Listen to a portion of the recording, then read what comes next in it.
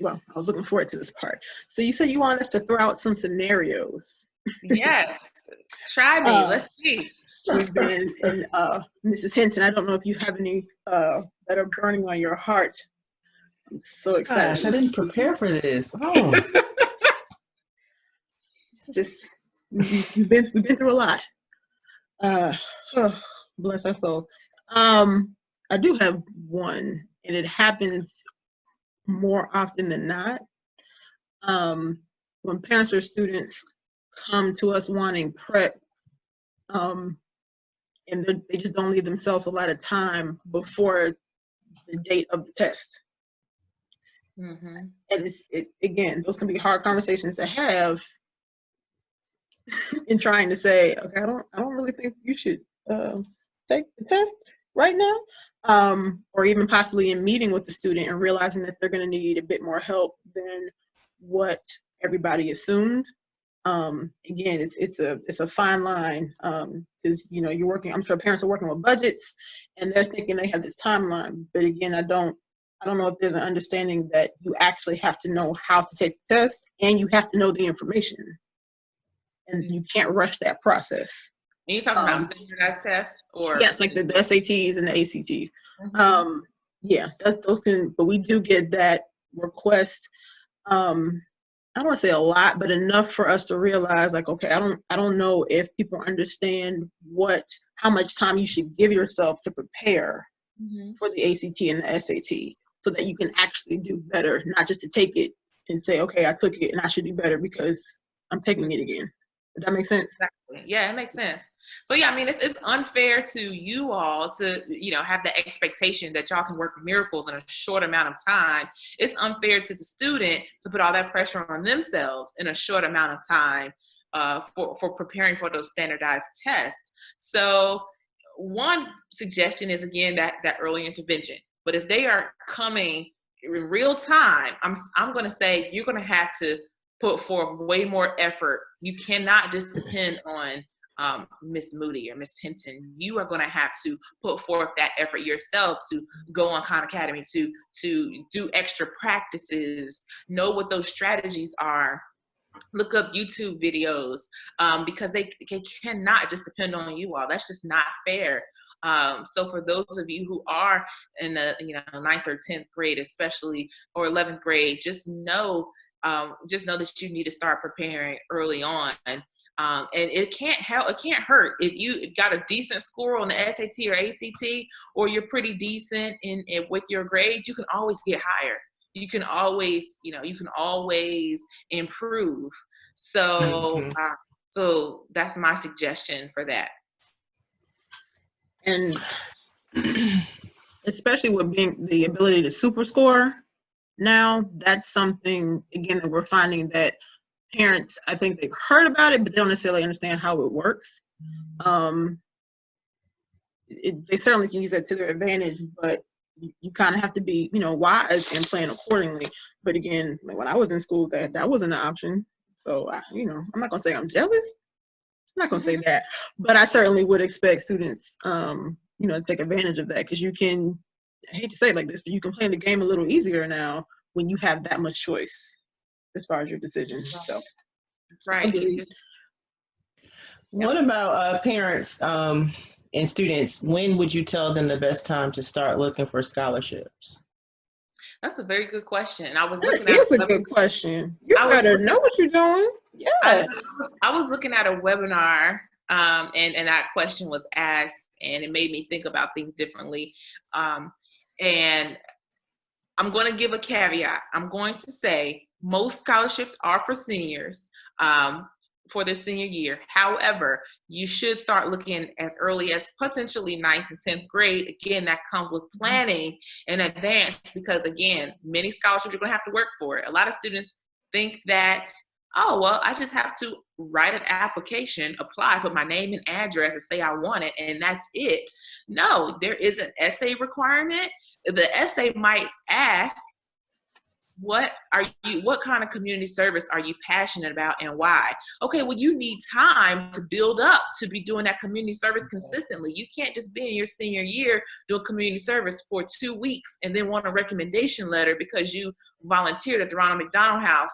You are going to have to show that consistency. So starting in the 9th or 10th grade, looking and seeing what these scholarships are requiring, whether it's a GPA, whether it's a essay. A lot of times the essays are the same. They just rotate every year, really. They don't really do much changing for a lot of scholarships out here. They're typically due around the same time of year. So there are scholarships that are through colleges and universities. Those are major, like the Moorhead Kane at UNC, Park Scholarship at NC State. Those are typically due the first week in September, as soon as you get to school, basically, because I know it was a lot for me as a counselor to get everything in, but they had to know this at least the summer before that's what they were going to apply to, but even before that. So the more competitive the scholarships, the more you need to plan in advance for what GPA you might need, what other criteria, what recommendation. If they're asking you need a recommendation letter from your community service person, or you might need a recommendation from a job or something like that, you need to know what the prerequisites are that you need to prepare for in advance. So I would say potentially 9th and 10th grade to start looking at what the requirements are.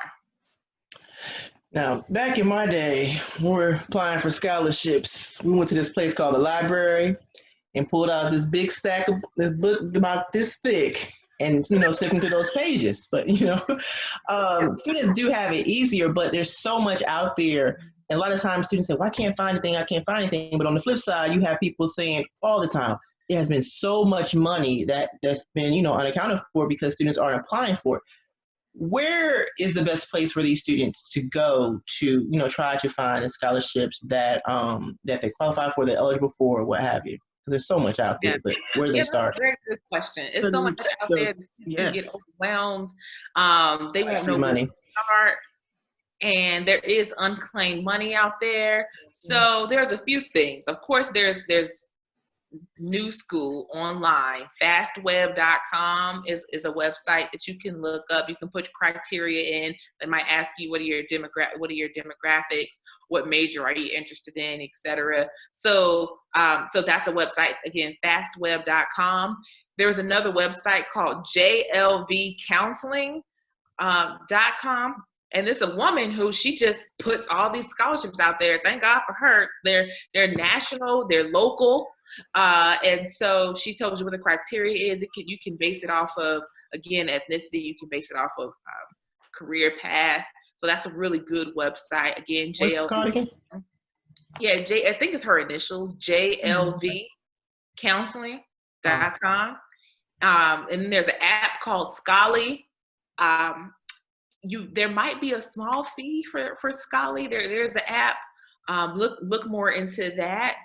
And so that's kind of like the New School websites I would suggest. If there's any type of sweepstakes scholarships, I would just overlook that one, because they're like, just enter. If you don't have to do anything but just enter your name, I think it's kind of a waste. You might just be getting spam emails. Mm-hmm. But those are some websites that I've seen students go to and find scholarships. In addition to that, you can just be old school. Like, I know some high schools have what scholarship students received the year prior.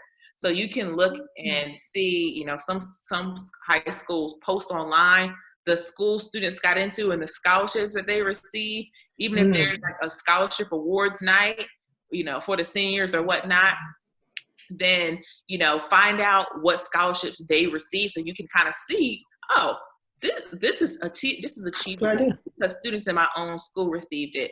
I don't know if the students in North Carolina, well, I'm not saying North Carolina, but I know when I was in Charlotte, we did use Naviance, and through Naviance, that's a portal that you can see, what scholarship students receive there, what scholarships are available. So from your school, what students receive scholarships that way. So you don't necessarily have to go to the senior awards night or get the brochure, but that's just like a old school trick of figuring that out that way too. And reaching out to the schools. Schools have scholarships. Go on the school website that you're interested in, and and see what scholarships they have there. Okay. Good suggestion. I guess along those same lines, who are some different people that students and parents can reach out to if they have questions, just in general? And I ask knowing that the school counselor is a great place to start, but I also know in teaching that a lot of times students will say they don't even know who the counselor is. Yeah. So what is that, especially as students are learning to advocate for themselves, what does that look like from a student perspective as far as initiating the process and them being the ones to have to find resources, whether that's actual people or, like online or more tangible resources? Yeah, so I left out a critical piece. Please forgive me. All of my professionals and school counselors out there, be resourceful. Yes, some students unfortunately say they don't know their school counselor, but I think it's up to, they have to take that initiative also. I mean, it's a team effort. It is. And I know I've been one of those school counselors who have gone to my students' classrooms and I'm like, hey, this is who I am. And they're like, oh, and then like months later, like, I haven't met my school counselor. I don't remember you coming in or whatever. So I know it's a lot going on, but make yourself known to your school counselor. Because if a scholarship comes through, we might have you in mind, because we'll get scholarship to say you need to nominate 3 students from your school. If I, some of the top 3 students that I see often, or that I know, that what they're interested in, I might nominate them because I see them more. So definitely be in your counselor's face. Again, to answer your previous question, where can they find scholarships? There's local, fraternities, sororities, churches, things of that nature. Maybe even their parents' jobs might have, Bank of America or wherever. Their parents' jobs might have scholarships too. So just ask. You just never know. And they could even send an email, like, hello, do y'all have, I'm just wondering, introduce yourself. Do you have a scholarship? And some things may not be, scholarships are just not going to just walk up to you and say, here I am. That's never going to happen because it's money. And money doesn't grow on trees. So you are going to have to, use your time. And that's your currency to get that money that you need for college. But yeah, reach out to your teachers. Ask them if they know any scholarships available, and maybe even the administration at your school. Just let people know that you're interested and that you would be on the top of their list. You'll be in the forefront of their mind because they know that you want it. Okay. Wonderful answer. Beautiful. And I that is a work in progress. And again, I'm thinking of me teaching freshmen.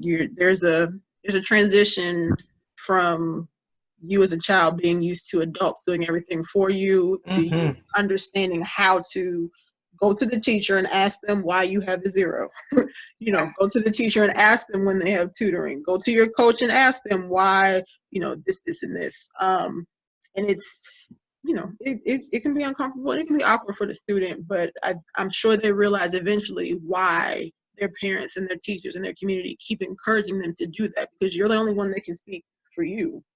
And even when you get to college, mom and dad and grandma and grandpa and auntie, they're not going to be there in class with you. At some point, you're going to have to learn how to advocate for yourself. So just wanted to agree with everything you just said. This would be a good place to start, because we're not going to college with you. Right. Where's the lie? We're just not.